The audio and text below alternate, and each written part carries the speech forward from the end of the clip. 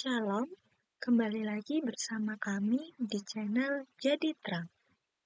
Momen di mana kita saling berbagi terang dan memenuhi dunia dengan terang Kristus. Bagaimana kabarnya? Saya berdoa dan berharap kiranya Bapak Ibu semua berada dalam naungan, penyertaan, serta perlindungan Tuhan. Saat membaca kisah kenaikan Yesus ke surga, pernahkah Anda berpikir mengapa peristiwa itu ditutup oleh seonggok awan? Apakah awan itu hanya sekedar efek visual yang estetis atau sebuah alat transportasi spiritual agar para murid tidak lagi bisa melihatnya? Mari kita naikkan level pertanyaannya. Bagaimana jika awan itu sebenarnya bukan fenomena cuaca, melainkan kereta perang militer yang sedang menjemput panglima tertinggi? Dan ini pertanyaan yang paling menohok.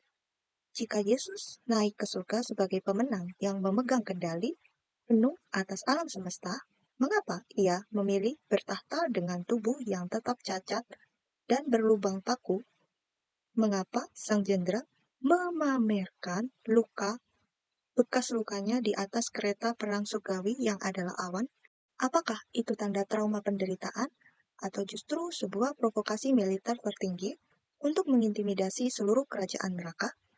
Hari ini kita akan membongkar rahasia gelap di balik awan yang menutup kenaikannya. Kita akan melihat bagaimana kisah yang kita kira sebuah perpisahan mengharukan sebenarnya adalah sebuah deklarasi perang kosmis atau perang seluruh jagat raya yang paling berdarah dalam sejarah alam semesta. Banyak yang mengira awan saat Yesus naik ke surga hanyalah fenomena cuaca pada umumnya, padahal bagi dunia roh, itu adalah kereta perang yang sedang menerobos baris pertahanan musuh. Yesus tidak sedang menghilang, ia sedang melakukan invasi ke dimensi yang lebih tinggi.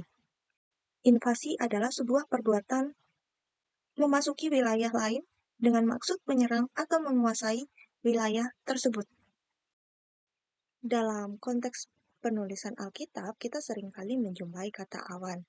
Dan awan itu bukan sekedar fenomena cuaca, karena awan dalam bahasa Ibrani dan Yunani itu memiliki arti, serta membawa pesan teologis yang sangat mendalam mengenai kehadiran Allah, kemuliaan, serta pemenuhan nubuatan dari nabi-nabi kuno. Dalam konteks Ibrani atau Perjanjian Lama, awan merujuk kepada anan, yang artinya kumpulan awan atau mendung tebal. Lalu, kata anan juga berakar dari konsep menutupi atau menyembunyikan. Seringkali, awan dikaitkan dengan kemuliaan atau Shekinah dari manifestasi kehadiran Allah yang terlihat oleh mata manusia, sekaligus menyembunyikan wujud Allah yang kudus agar manusia tidak mati saat melihat kekudusan Allah dan kemuliaan Allah. Hal ini dipahami karena kemuliaan Allah sendiri tidak bisa dilihat oleh mata telanjang manusia. Sebagaimana Musa, ketika dia meminta melihat wajah Tuhan, yang terjadi, Tuhan justru menutup mata Musa. Sekalipun Tuhan menunjukkan, Tuhan hanya menunjukkan bagian belakangnya. Hal ini sengaja Tuhan lakukan karena Tuhan adalah kudus dan manusia sudah jatuh dalam dosa, bercacat celah, tidak bisa melihat kemuliaan Tuhan secara dengan mata terbuka kita. Maka dari itu, awan di sini digunakan untuk menyembunyikan wujud Allah yang kudus supaya manusia tidak mati saat berhadapan dengan kekudusan serta kemuliaan Allah. Lalu, bagaimana konsep awan dalam bahasa Yunani? Dalam Perjanjian Baru, awan itu menggunakan bahasa Yunani nepele, merujuk pada gumpalan awan di langit. Awan sengaja digunakan oleh penulis Perjanjian Baru untuk menyambung tradisi spiritual anan dalam Perjanjian Lama yang barusan kita bahas tadi. Dan awan menandakan wilayah surgawi serta batas suci antara dunia manusia, bumi, dan ruang yang tak terbatas, yaitu milik Allah di surga. Kalau kita bandingkan antara teologi Perjanjian Lama dan teologi Perjanjian Baru mengenai awan, Jadi, awan itu sebagai bentuk manifestasi di Perjanjian Lama, Tuhan menggunakan awan untuk memandu secara fisik ketika orang Israel di padang gurun. Apa itu? Iya, betul, tiang awan. Ada di Keluaran 13 ayat yang ke-21. Sedangkan di Perjanjian Baru, awan di sini dipakai untuk menutupi kemuliaan dari Tuhan. Di Matius 17 ayat yang kelima terkait dengan kenaikan Yesus. Fungsi utama dari awan menurut Perjanjian Lama yang ada di Keluaran ialah untuk melindungi dan bentuk navigasi ketika orang Israel sedang dalam perjalanan menuju tanah perjanjian. Di situ Tuhan memberikan tiang awan dengan maksud melindungi dari terik matahari dan juga sekaligus membatasi kegelapan bagi musuh, supaya musuh tidak bisa mendekat karena ada perbedaan kontradiksi antara mereka orang Israel dan musuh yang saat itu sedang mengikuti mereka di belakangnya. Lalu, awan juga punya fungsi utama sebagai bentuk navigasi. Ketika orang Israel itu dalam perjalanannya menuju tanah perjanjian, awan sebagai petanda kapan mereka harus berjalan dan kapan mereka harus berhenti atau beristirahat. Hal ini ada di dalam Keluaran 14 ayat yang ke-19 sampai 20. Dan di Perjanjian Baru, awan itu berfungsi sebagai saksi tirai surgawi. Maksudnya apa? Maksudnya adalah awan di versi Perjanjian Baru menjadi pembatas antara dimensi yang kita pijak, yaitu bumi, dengan dimensi yang ada di atas, yaitu surga, serta menjadi tahta kemuliaan spiritual. Nah, ini dia. Jadi fungsinya di Perjanjian Baru, awan tidak hanya sekedar menjadi pembatas antara dimensi bumi dan surga, tapi juga menjadi tahta kemuliaan spiritualnya Allah, dan beberapa pastinya di bawahnya ialah penguasa-penguasa di udara. Lalu, lokasi kehadirannya awan dalam Perjanjian Lama turun ke atas kemah suci atau tabernakel dan memenuhi ruang fisik hingga Musa tidak dapat masuk. Hal ini ada di dalam kitab Keluaran 40 ayat yang ke-34 sampai 35. Dalam Perjanjian Baru, lokasi kehadiran awan melekat pada pribadi Yesus. Yesus tidak lagi membutuhkan kemah buatan tangan manusia, tetapi ia sendiri adalah bait suci, dan awan itu menyelimuti dirinya. Sekali lagi, ini konteksnya kembali pada kisah kenaikan Yesus. Dari perbandingan teologis antara awan di Perjanjian Lama dan awan di Perjanjian Baru, didapati bahwa di kitab Keluaran, awan melambangkan kehadiran Allah yang eksternal untuk memimpin bangsa Israel. Sedangkan di Perjanjian Baru, awan menjadi stempel internal keilahian Yesus yang berlaku bagi keselamatan seluruh umat manusia. Lantas, apa maksud tersembunyi? Mengapa awan harus ada dalam kisah kenaikan Yesus, dan mengapa harus awan yang menutupi kenaikan Yesus itu? Berdasarkan Kisah Para Rasul 1 ayat yang ke-9 mencatat bahwa setelah Yesus berbicara kepada para murid, terangkatlah ia disaksikan oleh mereka, dan sebuah awan menutupinya dari pandangan mereka. Kata awan di sini menunjukkan tidak ada kebetulan. Peristiwa ini punya maksud teologis yang penting. Yang pertama, awan hadir sebagai bentuk pernyataan ilahi Yesus atau teofani. Maksudnya apa? Dalam sejarah Israel, Allah hadir dalam tiang awan saat memimpin orang Israel keluar dari Mesir, dan tiang awan juga hadir untuk memenuhi bait suci Salomo di 1 Raja-Raja 8 ayat yang ke-10 sampai ke-11. Ketika awan menjemput Yesus, secara tidak langsung Alkitab telah menegaskan bahwa Yesus adalah Allah itu sendiri dan ia kembali ke dalam kemuliaan ilahinya. Lalu, maksud yang kedua mengapa harus awan yang menutupi kenaikan Yesus ialah awan berfungsi sebagai tirai pembatas suci. Yesus tidak lenyap begitu saja di atmosfer bumi, tetapi awan menjadi simbol perpindahan dari dimensi dunia yang fisik masuk ke dalam tahta surgawi Allah. Lalu yang ketiga, awan sebagai kereta perang dan alat mobilisasi pengadilan. Berdasarkan Mazmur 104 ayat yang ketiga, yang membuat awan-awan menjadi kendaraannya. Yesaya 9 ayat yang ke-1 mengatakan, penguasa tertinggi digambarkan mengendarai kereta perang di atas awan setelah mengalahkan musuh. Melalui kematian dan kebangkitannya, Yesus telah melucuti dan mengalahkan kuasa maut, dosa, dan iblis di Kolose 2 ayat yang ke-15. Saat naik ke surga, awan menjadi petanda sebagai kereta perang kemenangan untuk memamerkan penaklukan jagat raya bahwa Yesuslah adalah pemenang, bahwa Yesuslah yang berkuasa mengatasi segala pemerintahan yang ada di udara. Tunjuk cara kedatangannya yang kedua kali. Setelah awan menutupi Yesus, dua malaikat berdiri dan berkata kepada murid-muridnya, Yesus ini akan datang kembali dengan cara yang sama seperti kamu melihat dia naik ke surga. Dalam Kisah Para Rasul 1 ayat yang ke-11. Ini selaras dengan nubuat akhir zaman bahwa saat Yesus datang kembali sebagai hakim dan raja, ia akan menunggangi awan-awan kemuliaan. Ada di Matius 24 ayat yang ke-30 serta Wahyu 1 ayat yang ke-7. Kenapa harus ada awan? Mengapa awan itu ada saat Yesus naik dan awan juga ada saat nanti Yesus datang kedua kalinya?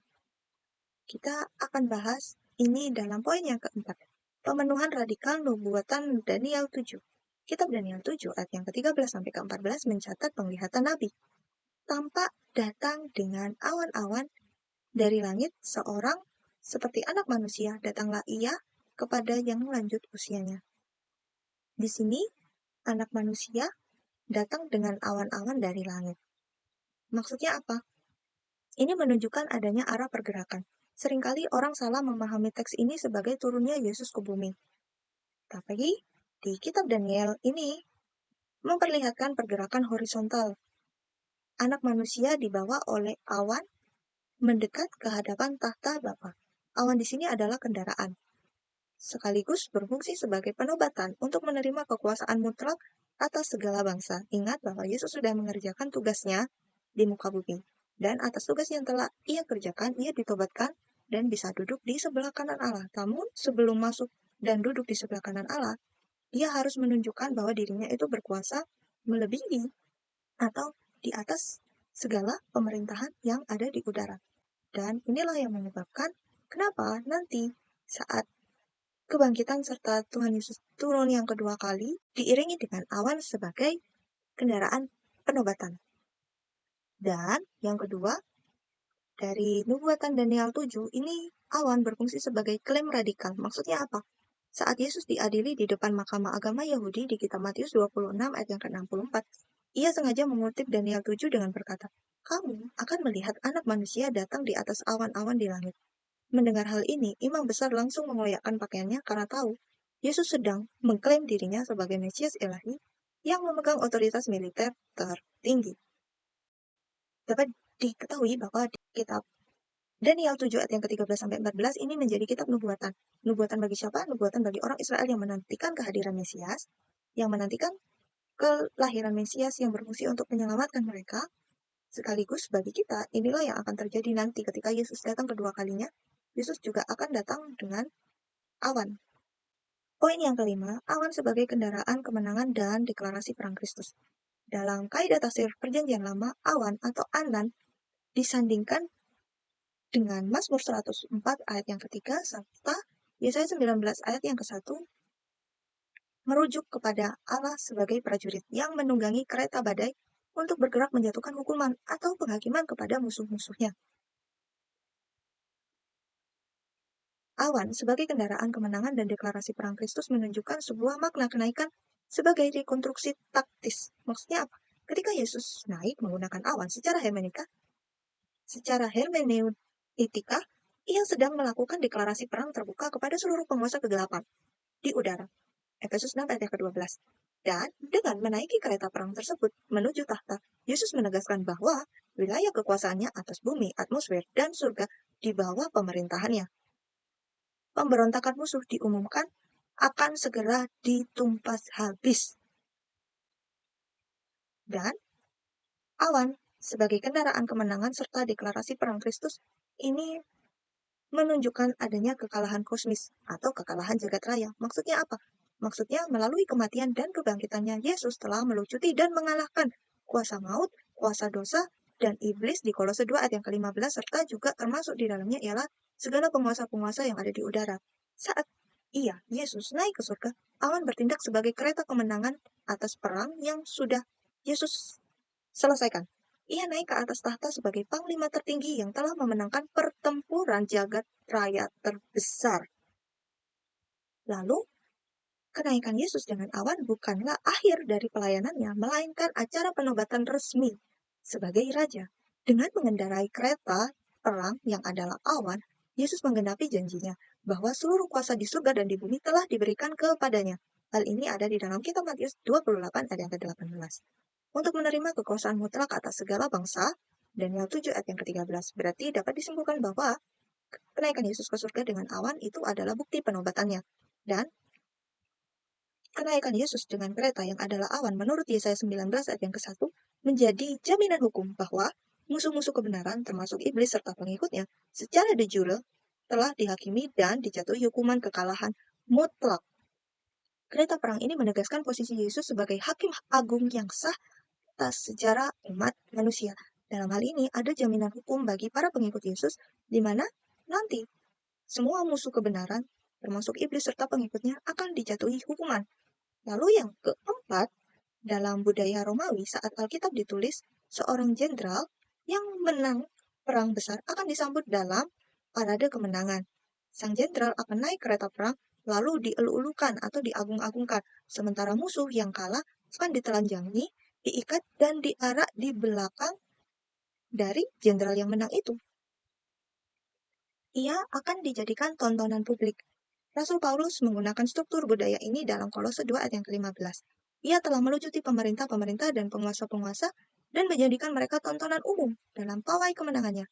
Kenaikan dengan awan adalah momen dalam parade kemenangan dari Yesus atas segala penguasa jagat raya di mana Yesus telah mengalahkan semuanya itu dan Yesus lebih berkuasa dibanding mereka. Baik itu iblis, maut, dan dosa.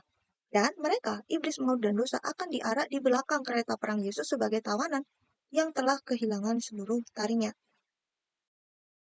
Yang menjadi pertanyaan, kenapa Yesus naik ke surga dengan tubuh kemuliaan tetapi ia masih membawa tanda luka di atas kereta perang? Apa maksudnya? Apa maksud ketika seorang jenderal perang membawa kemenangan tapi dia juga masih memiliki tanda luka? Yang akan kita bahas bersama ialah Yesus.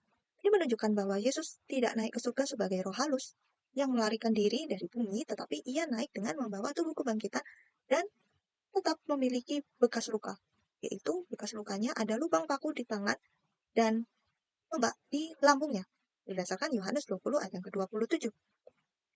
Ini menampilkan bahwa dalam parade kemenangan atau yang istilahnya konsep triumphus Romawi, yaitu parade kemenangan, Yesus menampilkan luka-luka ini dengan gagah.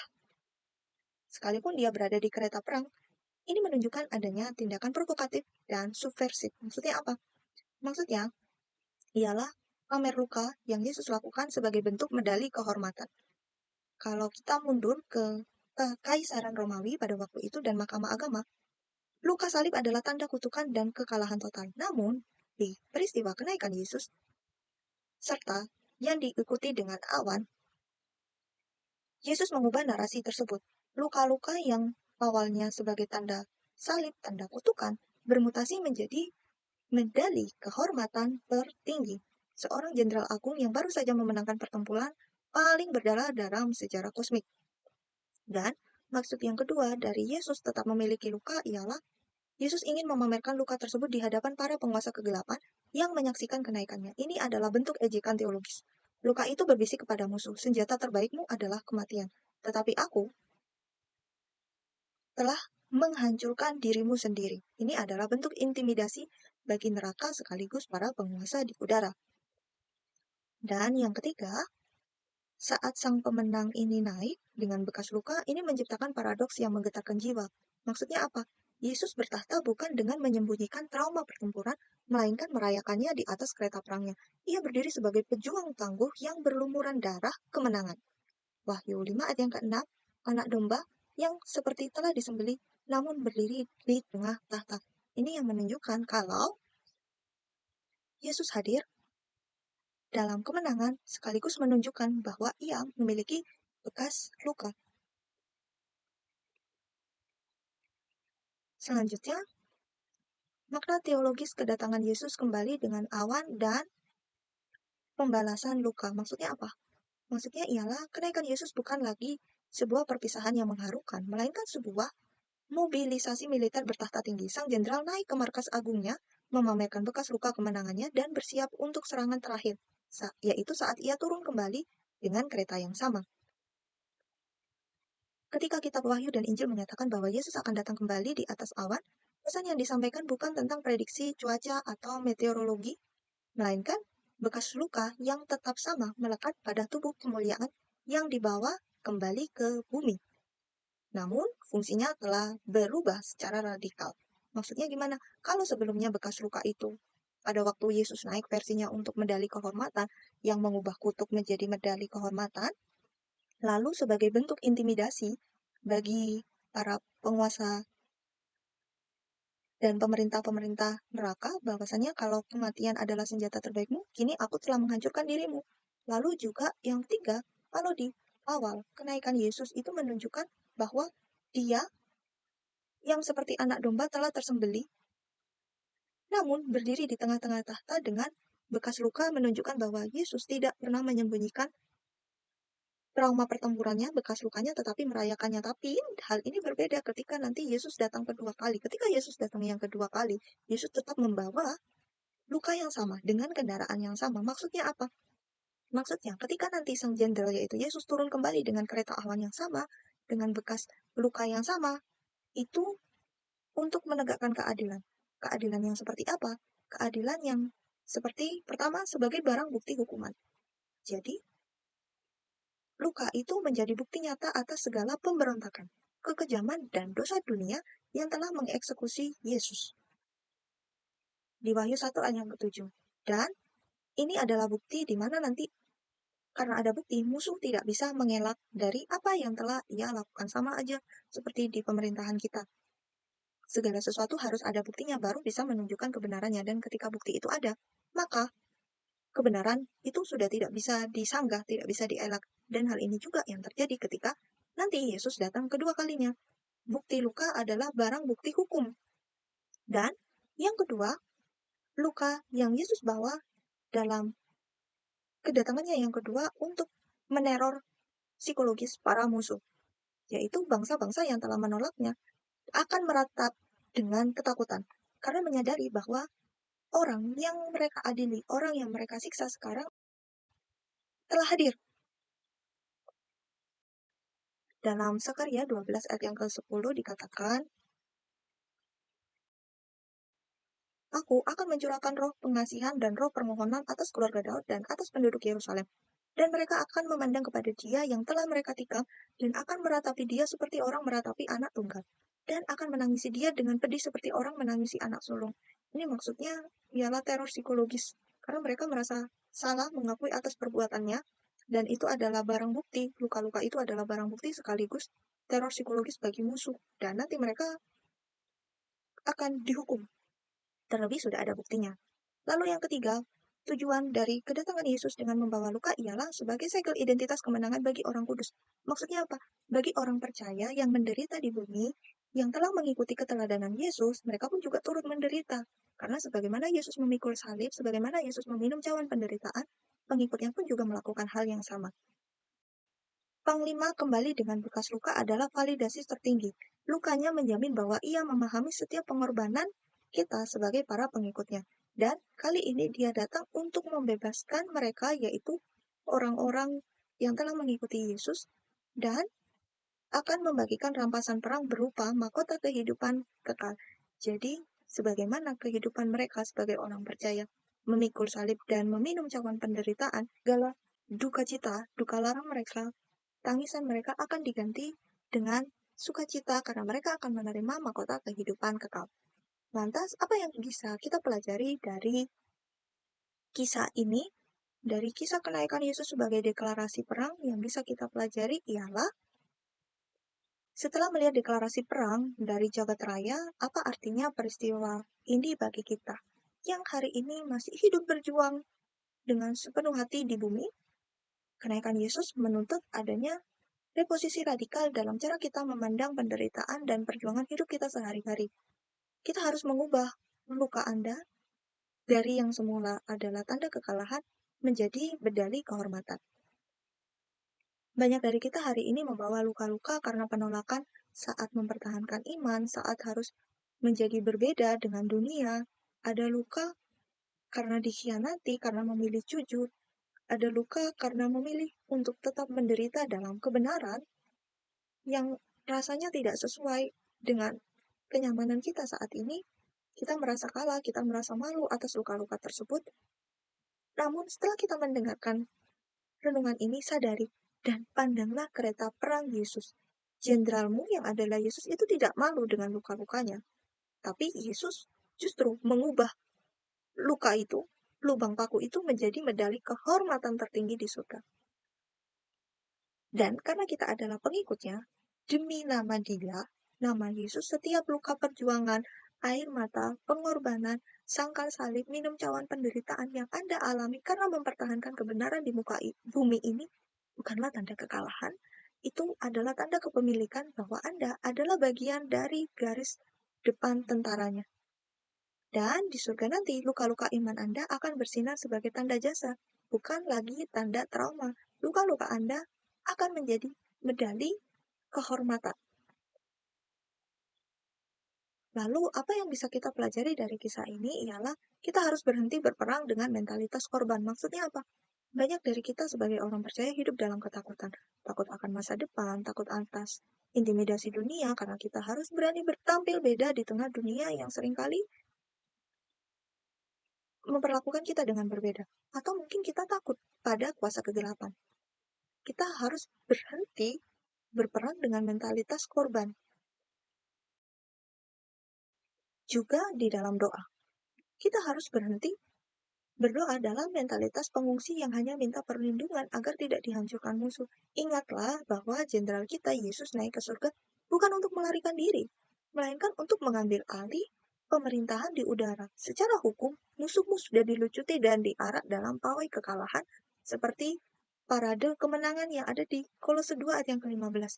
Iblis tidak lagi punya taring atas hidup Anda, kecuali jika Anda menyerahkan kehidupanmu secara sukarela. Ayo sekarang kita berdiri dan menegakkan jalan tugas pelayananmu. Hadapi pekerjaan dan tantanganmu dengan iman. Kita tidak sedang bertempur untuk meraih kemenangan, tapi kita sedang bertempur dari posisi kemenangan yang sudah dimenangkan oleh Kristus. Yang ketiga, kita harus tetap bertahan di garis depan. Karena Jenderal Agung kita, yaitu Yesus, mengerti setiap gesekan pertempuran. Dan dalam pertempuran, ada banyak hal yang membuat kita untuk berhenti. Ada banyak hal yang membuat kita untuk merasa terbeban berat dan menyerah. Selalu ada alasan dan hal itu dapat dibenarkan. Tetapi ketika tekanan dunia terasa begitu menekan, ada keinginan untuk mengompromikan iman itu rasanya lebih mudah daripada harus terluka demi mempertahankan kebenaran, demi mempertahankan kekudusan. Namun dalam hal ini kita belajar. Ketika Anda merasa lelah dan hampir menyerah di tengah-tengah badai hidup, kita harus mengingat dan melihat bahwa Yesus telah memerintah di atas tahta tertinggi. Dan saat ini dialah penguasa yang agung yang menguasai semuanya. Ketika Anda menangis, ia paham karena ia pernah meneteskan air mata juga. Ketika tubuhmu atau hatimu terluka karena kebenaran, dia pun tahu rasanya karena tubuhnya sendiri pernah mengalaminya. Bahkan tubuhnya saat ini pun sedang memegang bukti itu selamanya. Dan kita sebagai orang percaya, kita melayani pemimpin yang kompeten. Yesus yang kita sembah, Yesus yang kita layani, dia adalah Tuhan yang agung, Tuhan yang kompeten, Tuhan yang memimpin, Tuhan yang menepati setiap janjinya. Dan dia berdiri memimpin di depan, bukan di belakang meja yang aman. Jadi, ketika kita sedang berhadapan dengan dunia yang sebagai medan tempur kita, kita harus tetap bertahan berdiri di depan. Setiap gesekan, setiap luka dalam pertempuran memang menyakitkan, tetapi Tuhan tahu, dan itu nanti akan Tuhan nilai. Jadi Sobat Terang, ketika Anda sudah selesai mendengarkan renungan ini dan akan kembali ke dunia kita masing-masing, ke medan pertempuran di hidupmu yang berbeda antara satu dengan yang lainnya, jangan kita berjalan dengan kepala tertunduk seolah-olah Anda adalah budak yang kalah. Tapi kita harus mengangkat kepala kita ke langit. Dan lihat, kereta perangnya telah bertahta. Jenderalmu, yaitu Yesus, yang punya bekas luka itu sedang mengawasi setiap pergerakanmu di bumi ini dari markas agungnya. Kenakan seluruh perlengkapan senjata Allah dan tetap bertahan di garis depan, lalu selesaikan tugasmu dengan setia, sebab harinya pasti ia akan datang kembali dengan kereta perang yang sama, dengan luka yang sama, dan membelah langit. Ia akan turun untuk menjemput kita semua dan mengubah setiap luka perjuangan kita menjadi kemuliaan yang kekal sampai selama-lamanya. Kenaikan Yesus dengan awan adalah stempel legitimasi surgawi yang menyatakan bahwa misi Yesus di bumi telah selesai dengan sempurna. Ia membawa bekas luka saat naik adalah bentuk klaim kemenangan, sedangkan membawa bekas luka itu kembali saat turun dengan awan adalah penegakan keadilan. Sang jenderal memastikan bahwa ada tanda pertempurannya menjadi akhir dari setiap sejarah pemberontakan di bumi. Jadi hari ini, mari kita tetap berjuang dalam perjuangan kita di medan pertempuran di muka bumi ini dan tetap berpegang teguh dengan setiap kebenaran, dengan setiap apa yang sudah Tuhan percayakan dalam kehidupan kita dengan tetap menggunakan seluruh perlengkapan senjata Allah, tetap bertahan di garis depan. Ingat bahwa setiap luka itu nanti akan diganti dengan kemuliaan kekal. Sekian renungan yang bisa saya sampaikan. Kiranya renungan ini dapat memberikan pemahaman yang baru dalam kehidupan saya dan saudara, serta mengubahkan kehidupan kita. Segala keagungan, kepujian, hormat hanya bagi Tuhan, dan biarlah waktu-waktu ke depan dalam kehidupan saya dan saudara, serta Bapak Ibu yang mendengarkan, semuanya dapat terjadi dan terlaksana atas kehendak Tuhan dan mendatangkan kebaikan bagi kita menurut Dia. Tuhan Yesus memberkati.